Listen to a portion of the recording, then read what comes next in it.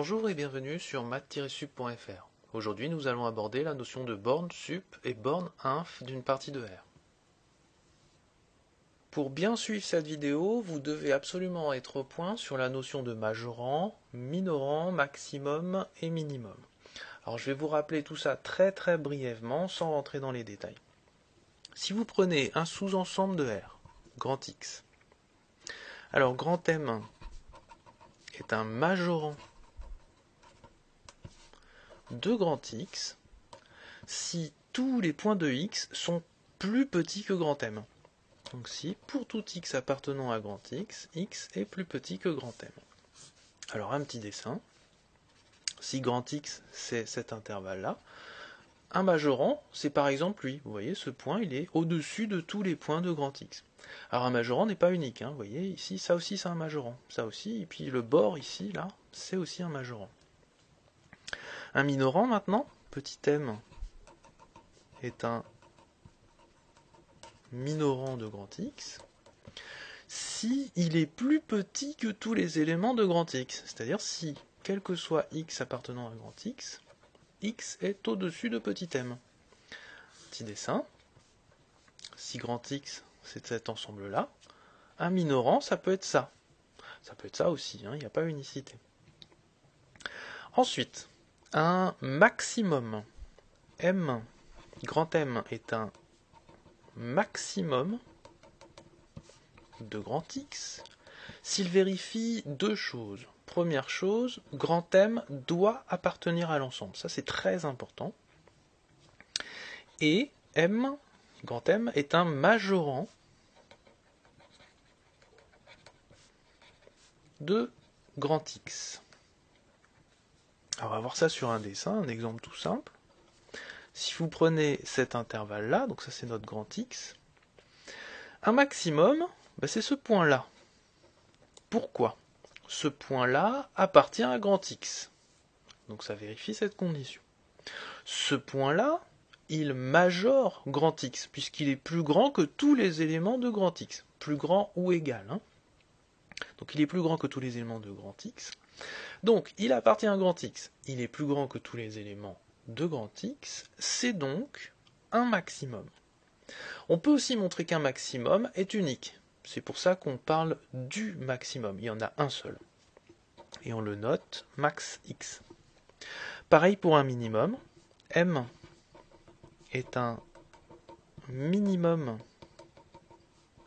de grand X si petit m appartient à grand X. Là encore une condition importante, la même que pour le maximum. Et m, petit m, est un minorant de grand X. Alors sur le même dessin, ici, eh bien ici c'est le minimum, puisque il est dans l'ensemble, et il est plus petit que tous les éléments de grand X. Donc ça c'est min x.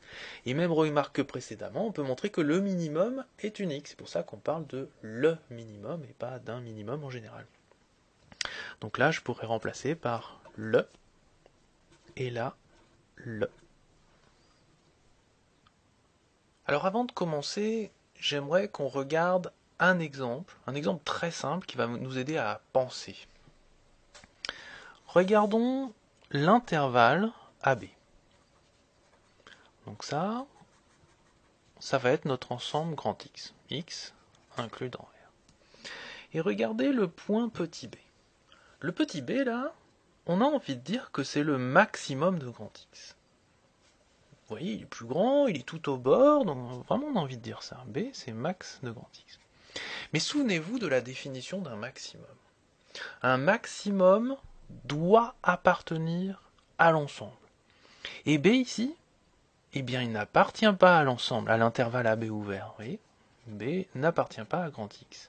Donc on a un souci, comme B n'appartient pas à grand X, ça n'est pas un maximum, parce que notre définition du maximum impose que B doit appartenir à grand X. Donc ça colle pas. On a donc besoin d'un nouveau concept. On a envie de définir cet objet-là. Cet objet-là, on va lui donner un nom. On va l'appeler la borne sup de X. On va dire que B, c'est le sup de X. On appelle ça aussi la borne sup de grand X.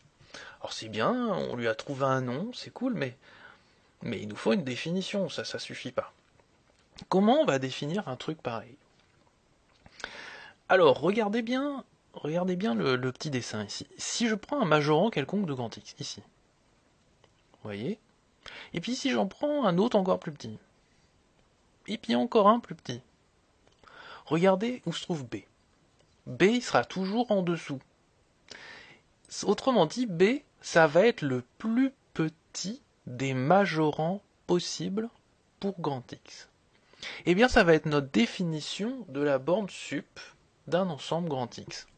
On va dire que sup de grand X, ça va être le plus petit des majorants de grand X. Même chose, on aimerait bien définir cet élément-là. On voit bien que ça n'est pas un minimum. Pourquoi ça n'est pas un minimum? Parce que petit a n'appartient pas à grand X.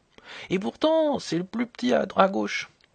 Donc même chose, on va lui donner un nom. On va dire que A, ça va être l'inf de grand X. On parle de borne inf de grand X, ou borne inférieure de grand X. Et on va essayer de le définir. Et si vous prenez un minorant quelconque ici, là j'ai un minorant, puis je peux en prendre un juste à côté, puis encore un. Vous voyez petit a? Eh bien ça va être le plus grand de tous les minorants possibles. Eh bien ça va être la définition de la borne inf. Inf de grand X, c'est le plus grand des minorants.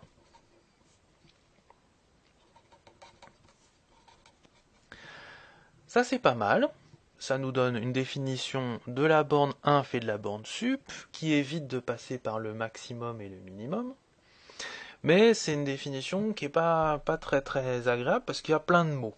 Donc maintenant, ce qui serait bien, c'est d'avoir une définition avec des symboles mathématiques. On va commencer par donner la traduction formelle du sup. Alors on a vu que sup de x, c'est le plus petit des majorants de grand X. Pour traduire ça, il y a deux choses importantes à traduire. Premièrement, c'est un majorant. Ça, c'est facile, on sait faire. La chose difficile, ça va être de traduire le plus petit des majorants. Alors écrivons ça. M égale sup de x, ça veut dire deux choses. Ça veut dire que M est un majorant de x, et que M est le plus petit possible. M est un majorant de x, ça on sait faire. Ça veut dire que à chaque fois que je prends un élément de grand X, pour tout x appartenant à grand X, x est plus petit que grand M. Par contre là, M est le plus petit possible, on ne sait pas trop traduire. Alors on va regarder sur un petit dessin. Regardez. Je vais prendre l'exemple de tout à l'heure, toujours un intervalle, ça va être notre grand X. Et puis, donc M, grand M, ça doit être le sup, donc mon grand M, on s'attend à ce qu'il soit ici. Et il faut traduire que grand M, c'est le plus petit possible. Alors une façon toute simple de le faire, c'est de décaler grand M. Si je prends M moins epsilon, j'ai décalé grand M de epsilon. Si je décale grand M de epsilon, grand M moins epsilon ne doit plus être un majorant. Pourquoi il ne doit plus être un majorant? Parce que grand M était le plus petit possible. Ça veut dire que si je le descends, ça n'est plus un majorant. Et ça va être ça, la bonne traduction de cette chose. Alors je vous l'ai écrit ici. M est le plus petit possible. Ça veut dire, à chaque fois que je me donne un epsilon positif, M moins epsilon n'est pas un majorant. Alors là, on a fait un pas, mais on n'a toujours pas des formules. C'est pas terrible. Alors vous voyez là, il y a une négation qui est cachée. Donc en fait, on va prendre la négation d'être un majorant. Donc ça, c'est aussi la même chose que de dire, pour tout epsilon positif, négation de M moins epsilon majorant. Là on avance, ça ressemble un petit peu à des maths. M moins epsilon majorant, je sais traduire. Donc c'est aussi pour tout epsilon positif, négation de M moins epsilon majorant, ça veut dire pour tout x appartenant à grand X, x est plus petit que M moins epsilon. Et prendre la négation d'une phrase mathématique, c'est très facile à faire. Donc, le pour tout epsilon positif, il reste. La négation de pour tout, c'est il existe. Il existe x appartenant à grand X. Et la négation de ceci, c'est x strictement plus grand que M moins epsilon. J'ai donc traduit en formule, grand M est le plus petit possible, comme ceci. Au final, j'ai que M, c'est le sub de x, si et seulement si. Pour tout x appartenant à grand X, x est plus petit que grand M, donc ça c'est la traduction d'état majorant. Et la traduction de M est le plus petit possible, c'est cette phrase-là. Pour tout epsilon positif, il existe un x appartenant à grand X, tel que x, petit x, est plus grand strictement que M moins epsilon. Nous avons établi la définition formelle du sup. Comme pour le sup, nous allons maintenant donner la définition formelle de l'inf. À ce niveau de la vidéo, je vous recommande de la mettre sur pause et essayer de trouver par vous-même la définition formelle de l'inf en suivant les mêmes grilles de lecture que ce qu'on a fait pour le sup. Et puis vous comparerez si vous trouvez la même chose que moi. Allons-y. Comme pour le sup, il y a deux choses à traduire pour l'inf. D'une part, que l'inf est un minorant, et d'autre part, que c'est le plus grand. Donc m égale inf de x, c'est la même chose que dire que m est un minorant de x, et que m est le plus grand possible. M est un minorant de x, on sait traduire. C'est pour tout x appartenant à grand X, petit x est toujours plus grand que petit m. Maintenant, il faut traduire petit m est le plus grand possible des minorants. Comme pour le sup, on va faire un dessin. Supposons que grand X, cet intervalle-là, et donc l'inf, on s'attend à ce qu'il soit ici. L'inf doit être le plus grand minorant possible. Ça veut dire que si je décale un petit peu mon petit m de epsilon, alors le m plus epsilon ne doit plus être un minorant. Écrivons ça. Pour tout epsilon positif, m plus epsilon n'est pas un minorant. Là, nous avons la négation d'une phrase mathématique, qui est pour tout epsilon positif, négation de m plus epsilon minorant. M plus epsilon minorant, nous savons traduire formellement, donc ça fait pour tout epsilon positif, négation de pour tout x appartenant à grand X, x plus grand que m plus epsilon. Et enfin, il faut prendre la négation de cette phrase. Donc on a pour tout epsilon positif. La négation de pour tout, c'est il existe. Il existe x appartenant à grand X. Et la négation de x plus grand ou égal, c'est x strictement plus petit que m plus epsilon. On a traduit minorant, on a traduit le plus grand possible. On a donc la définition formelle de inf. Donc petit m, c'est l'inf de grand X. Si et seulement si, pour tout x appartenant à grand X, x est supérieur ou égal à m, et la traduction de ceci, pour tout epsilon positif, il existe un x appartenant à grand X, tel que petit x est strictement plus petit que m plus epsilon. Voilà notre définition formelle de l'inf. Quand on découvre pour la première fois la notion de sup et d'inf, on se dit, oulala, comment je vais faire pour retenir ces choses-là là? Vous voyez? Des fois il y a du moins epsilon, des fois il y a du plus epsilon, des fois il y a une inégalité dans un sens ou dans l'autre. Et là on se dit, on va mettre les pieds dans le tapis, on va faire des erreurs et nos exercices vont être complètement faux. Alors soit on fait confiance à sa mémoire, mais moi c'est pas mon cas, soit on refait tout le raisonnement des séquences précédentes en prenant la négation d'une phrase mathématique, enfin c'est quand même un petit peu long, soit on essaye de trouver une astuce.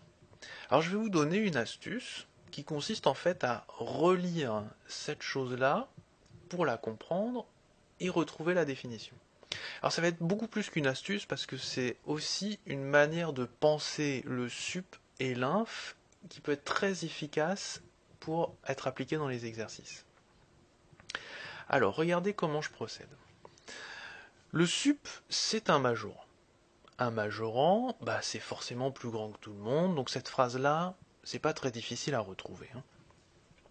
Donc pour tout x, appartenant à grand X est plus petit que grand M, puisque grand M est un majorant. Il est plus grand que tous les éléments de grand X. Ce qui me pose vraiment problème, c'est ceci. Alors là, je vous recommande, faites un petit dessin, avec toujours notre exemple standard. Donc ça, c'est notre grand X. Et notre sup sera ici.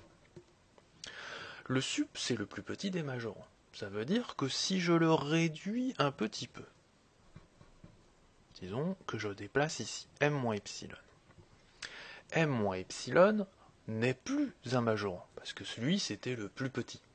M moins epsilon n'est plus le majorant. Si ça n'est plus le majorant, il peut être dépassé par un élément de grand X. Si vous avez clairement en tête cette idée, vous allez voir, ça va être très facile à écrire.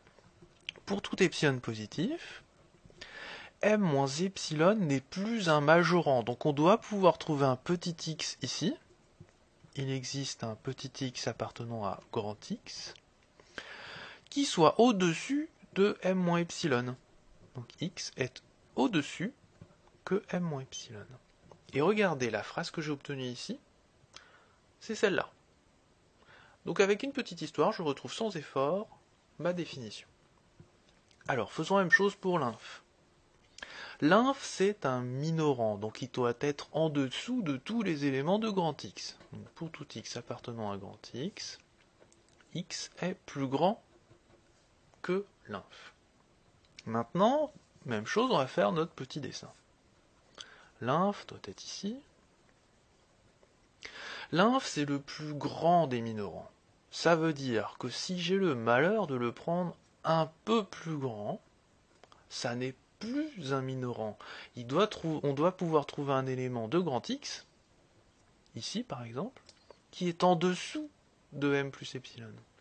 Et c'est ce qu'on va écrire. Pour tout epsilon positif, il doit exister un élément de grand X qui va tomber en dessous de M plus epsilon. X plus petit que M plus epsilon. Et regardez, j'ai retrouvé la deuxième phrase de la définition de l'inf. Alors refaites ça tranquillement de votre côté, assurez-vous que vous savez bien retrouver ça, et je vous assure, ça sera très utile pour les exercices. Quand on introduit un nouvel objet en mathématiques, on est systématiquement amené à se poser la question, est-ce que cet objet existe, voire sous quelles conditions? Et s'il existe, est-ce qu'il est unique? Alors je vais aborder ces deux questions-là, et je vais commencer par l'unicité, parce que c'est en fait ce qu'il y a de plus simple. Alors pour l'unicité, on a le théorème suivant. Je vais l'énoncer pour le sup, mais il est aussi valable pour l'inf, sauf que je ne ferai pas la définition pour l'inf. Alors si X est un sous-ensemble de R, et si X admet un sup, alors ce sup est unique. Et on le note sup de X. Alors vous voyez comme ce théorème nous dit qu'il y a une unicité, donc on peut désormais donner une notation au sup de X. En début de vidéo, je vous ai quand même donné cette notation, mais c'était un abus en fait, j'aurais pas dû le faire. Mais on voyait bien sur les dessins que ça marchait bien, c'est pour ça que je me suis permis de le faire. Maintenant, vous pouvez utiliser cette notation sans stress. On va démontrer ce résultat. En général, pour montrer l'unicité de quelque chose, la stratégie, c'est toujours la même. Vous prenez deux éléments et vous essayez de montrer que ces éléments sont égaux. Soit par un raisonnement direct, soit par un raisonnement par l'absurde. Pour le sup, il se trouve que ça va être un raisonnement direct. Et pour démontrer ce théorème, on va utiliser la définition avec des mots du sup, qui était la suivante, c'est le plus petit des majorants. Alors allons-y. Si M et M' sont deux sup de grand X. Alors, ce sont des sup, donc ce sont des majorants. Donc, M et M' sont des majorants.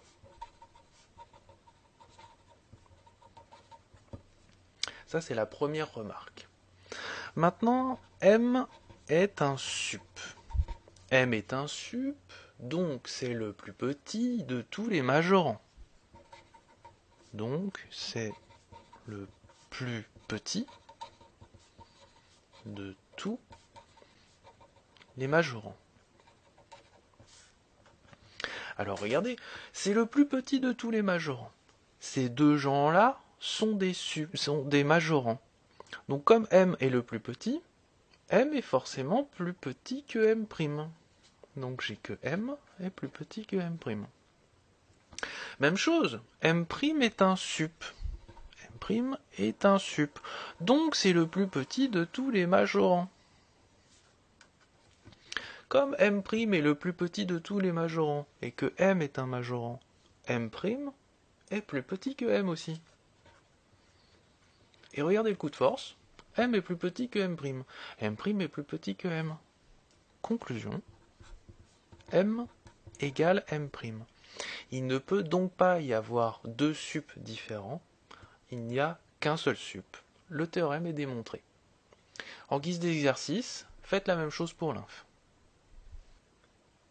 Maintenant, passons à l'existence.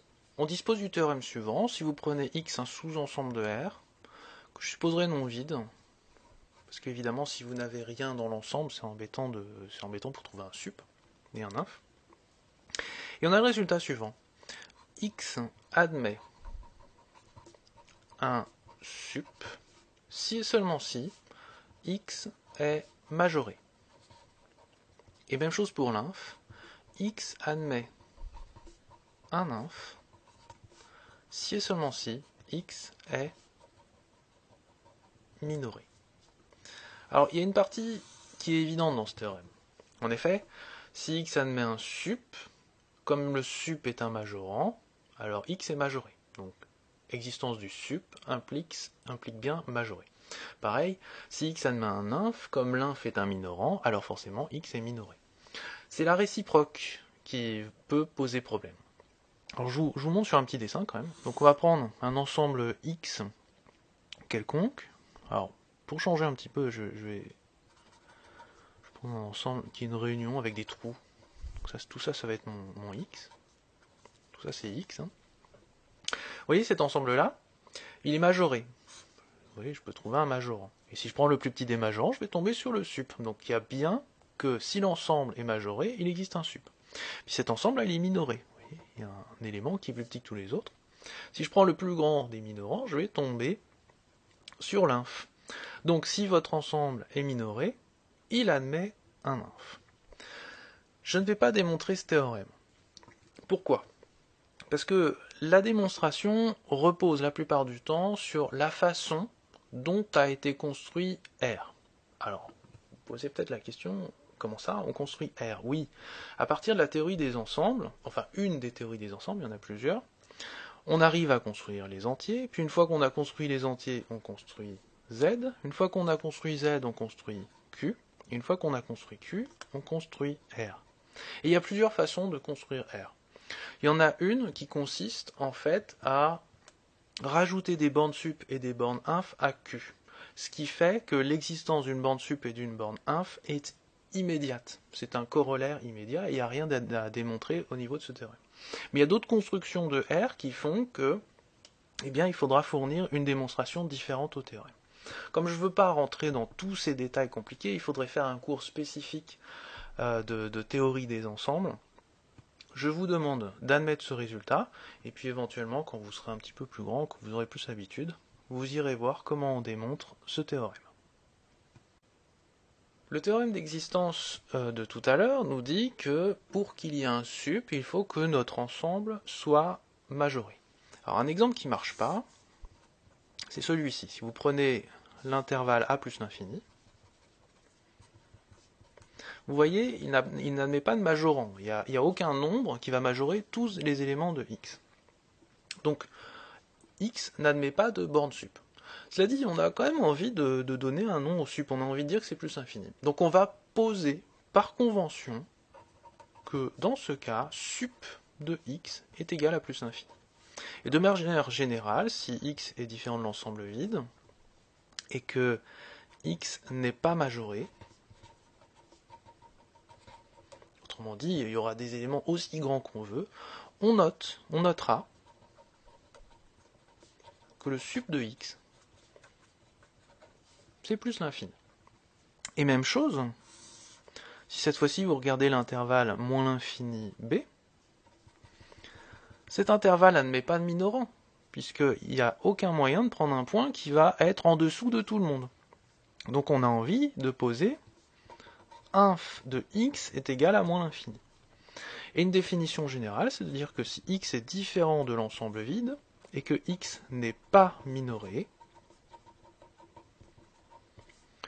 on décide de noter, on notera, inf de x est égal à moins l'infini. En conclusion, qu'est-ce qu'il faut retenir de tout ça? D'abord, avoir une bonne vision intuitive de ce que c'est qu'un sup et un inf. Donc je vais reprendre l'exemple qu'on utilise depuis le tout début.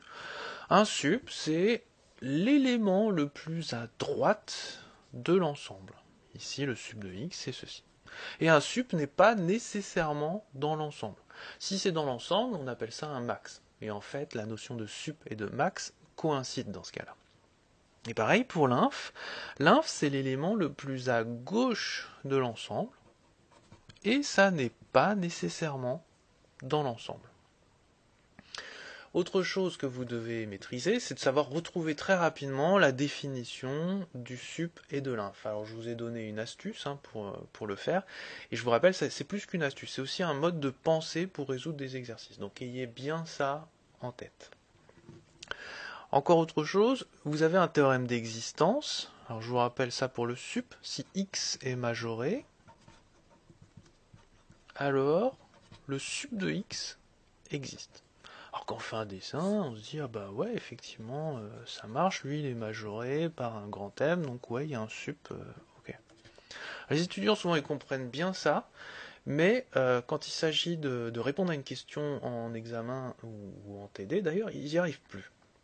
Alors je vous donne la forme de la question type. La question c'est souvent justifier que grand X admet un sup. Justifier que grand X admet un sup, et ben il suffit de chercher un majorant de l'ensemble. Quand on a trouvé un majorant, on peut dire grâce au théorème d'existence, le sup existe. Vous voyez, c'est très simple et c'est un point très facile à prendre. Et pareil pour l'inf, évidemment. Pour cette vidéo, j'ai fait beaucoup d'abstractions. J'ai vraiment pris le temps de vous expliquer la définition formelle parce que ça n'est pas forcément très évident. On fera des applications visuelles ou formelles dans une vidéo qui suit. Et je séparerai les exemples en deux catégories. Il y aura une catégorie d'exemples qui vont se résoudre avec la définition avec des mots. Le sup, c'est le plus petit des majorants, l'inf, c'est le plus grand des majorants. Et il y aura une deuxième catégorie d'exercices qui, elle, sera basée sur la résolution formelle, en utilisant le pour tout epsilon, etc. etc. Voilà, en attendant cette vidéo qui va arriver, j'espère que cette vidéo vous aura aidé à bien comprendre la notion de sup et d'inf, et je vous dis à bientôt pour d'autres vidéos.